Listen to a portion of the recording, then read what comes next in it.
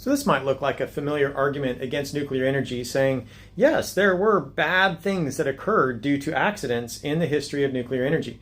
And that's a fair thing to say because it's true.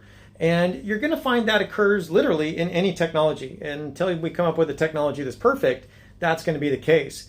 The problem with these kinds of approaches is that they're extremely tribalistic, in that one will say, well, my type of energy is better despite its problems, and your type of energy is worse despite its good. And so not looking at it in a balanced way tends to be the case when you start taking these narratives that you can completely whitewash something and then blacklist something else without really looking at the facts.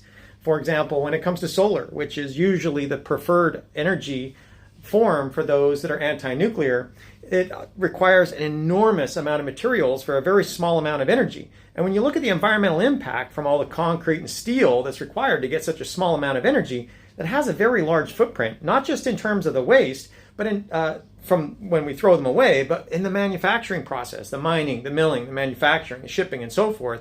A lot of energy has to go into that. And right now, that's predominantly fossil fuels that's making those solar panels. So eventually, they'll have to replace themselves, but you still have that problem. An enormous amount of materials is required for a tiny amount of energy. And so, you know, you can just negate that and say, well, we'll fix that with research. And maybe it's true. It used to be that solar was really, really expensive until we did a lot of research.